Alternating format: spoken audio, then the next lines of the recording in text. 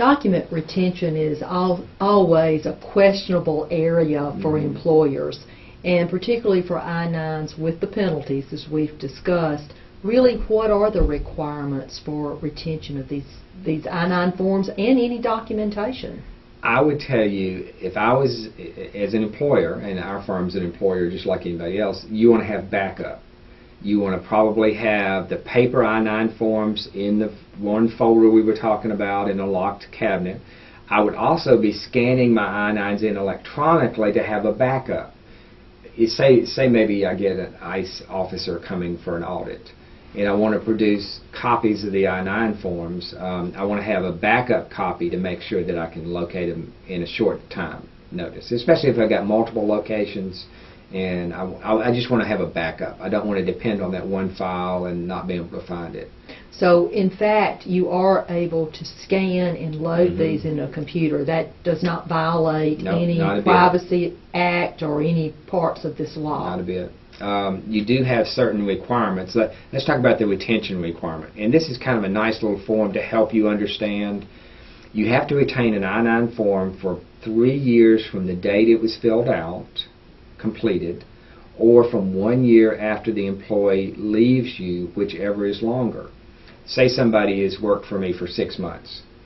I've got to retain that I-9 form for 2 years and 6 months after they leave my employment.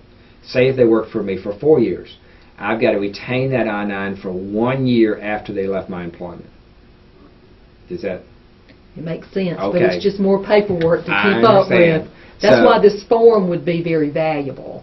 And what you need to do as an employer is set up a form retention, because you don't really want to keep I-9s that are 10, 15 years old. To the extent that maybe you made errors on those I-9s that weren't corrected and things like that, but you need to have an internal retention policy that complies with the statutory requirement. So you can retain them 3 different ways: paper retention, microfilm. I don't know many people doing that anymore, but microfilm retention, or electronic forms retention. You're able to set these forms up. Large employers, a lot of times they're setting these up as totally electronic documents.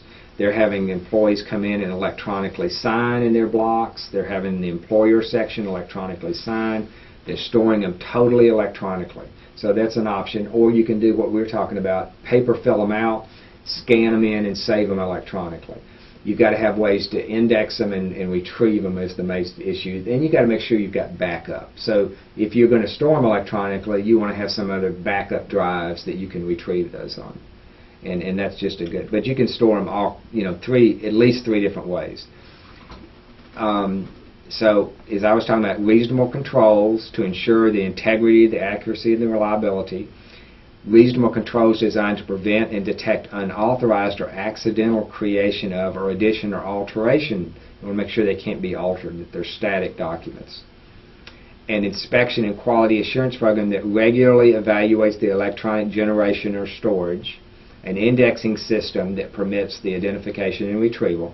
And the ability to reproduce legible and readable paper copies. So if ICE comes in and does an inspection, they're going to ask you to produce paper copies. They're going to ask you to spit them out of the printer and produce them for inspection. Well, I guess the other thing that comes to my mind is be sure